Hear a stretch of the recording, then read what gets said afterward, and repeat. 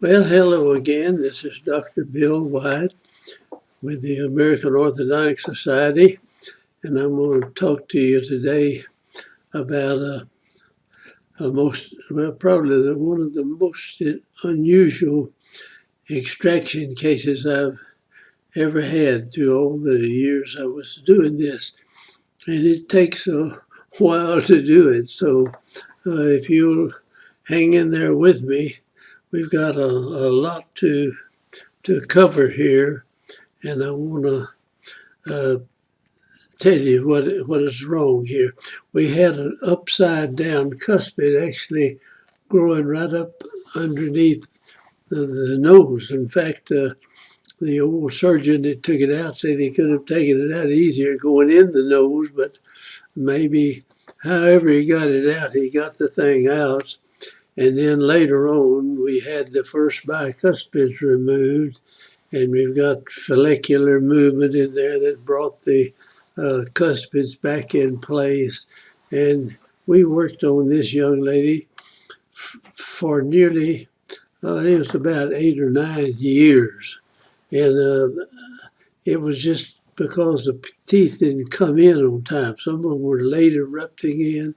So anyway, I'm going to go over and show you this case. If you can stand to stay with me long enough. I know you get tired of listening to all this, but you can do it in little spurts, I guess.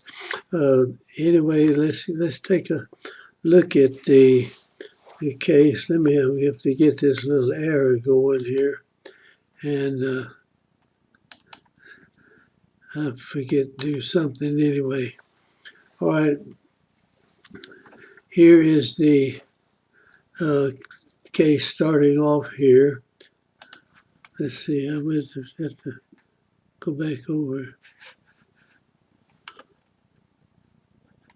All right, anyway, we're on the way.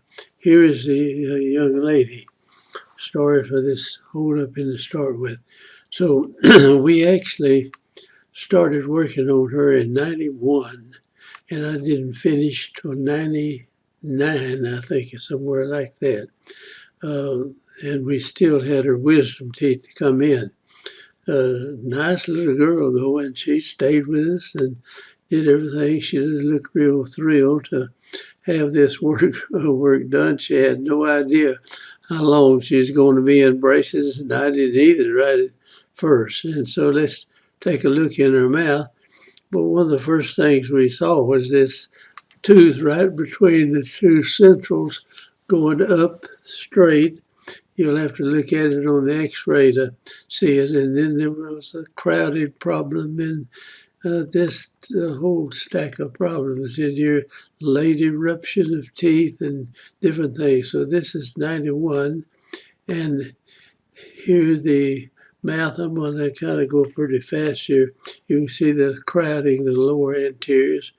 All right, this is an 8 of 91. And you can see this cuspid sticking up right here. Let me get my little thing. You can see it right between these teeth, right in there.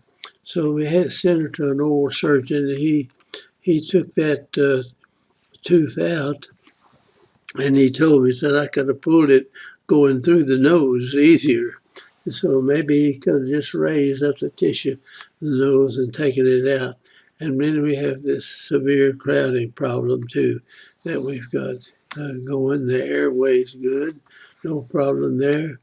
There's a close-up picture of the upside down tooth. That's the only one I've ever seen like that in the practice. I mean, it's just going straight up and down. And there it is. And I don't have her age here. This is 1991. And we realized we were going to have to get some bicuspids out, and we had it marked off also at that point, but we didn't extract these teeth for some years.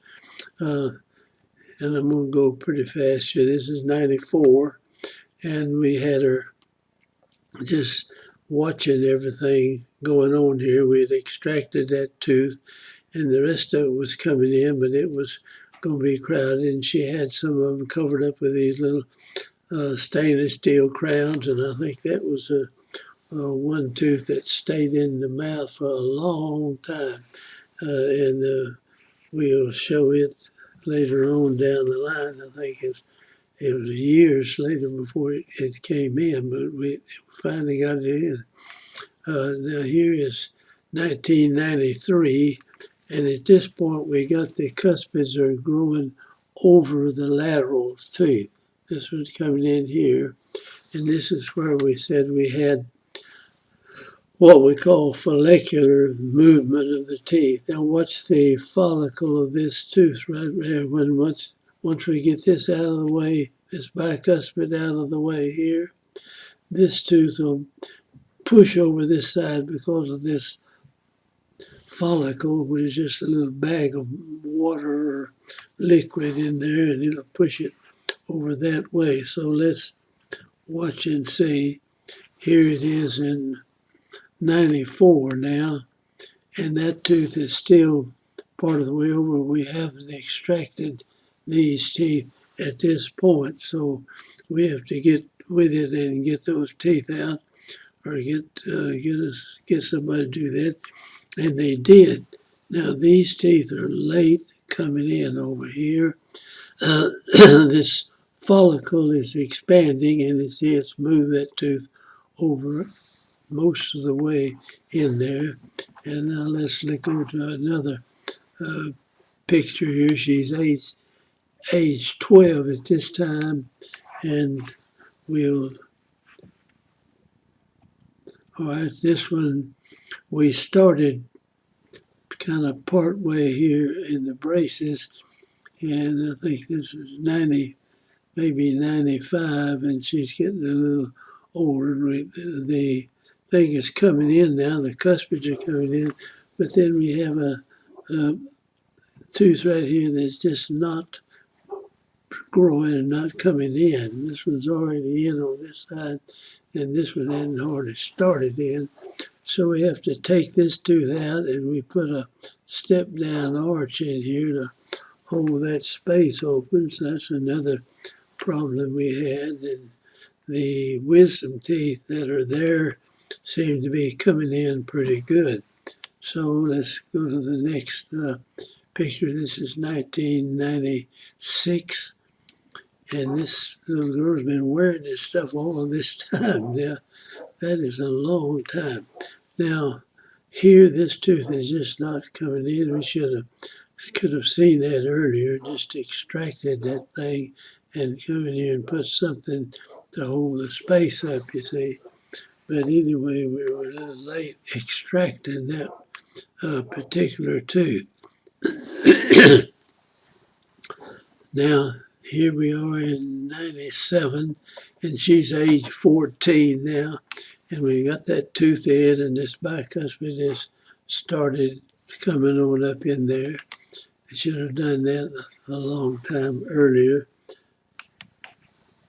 but anyway, it didn't erupt in. Here's 1997, she's age 14, and you don't have much control over how fast you get them in there unless you could see those teeth that you're going to have to take the tooth out above them and give them a start. But this tooth wasn't even growing a root on it. So anyway, it's got a root now, and here it is, 98. And this is the 9th Panorex that I've taken on her. So you never know on some of these cases how long they're going to take. Now we have a step down in the arch right here. You see this coming up and dropping it down, come up before the molar and letting this tooth erupt into the mouth. And it's 1998 and it's still not in.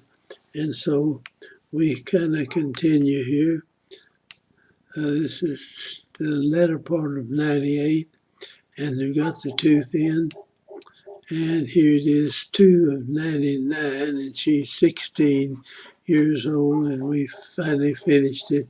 We've got a 3-to-3 retainer in, You see the band spacing here, but when this tooth comes in, it'll shove that together, and these teeth will drop down here and come in and close that space up back in the back, even though we'll have retainers on them.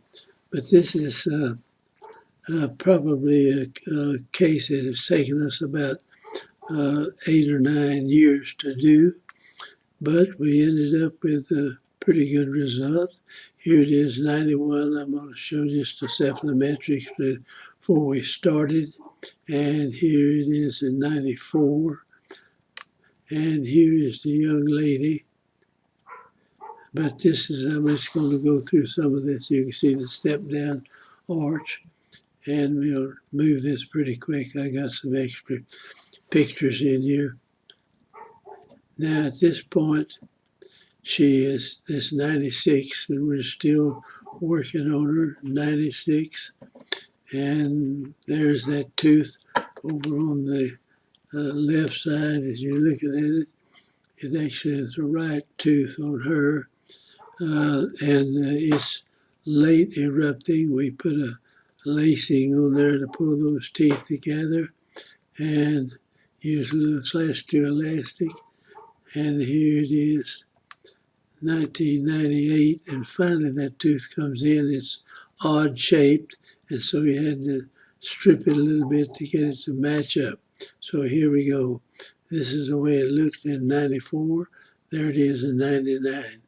94, 99, 94, and 99, 94, and 99. Actually, we started, working on her 91. So this is the end of the deal, and that's the little girl after we got through. I appreciate you watching, and I hope we didn't take too much time on this, and I hope you'll join our group and subscribe to our videos, and we'll try to show you as much as we can and the different things that might happen to you in doing orthodontics. So thanks again, and I'll see you later on, and we'll sign off here. If I get over here.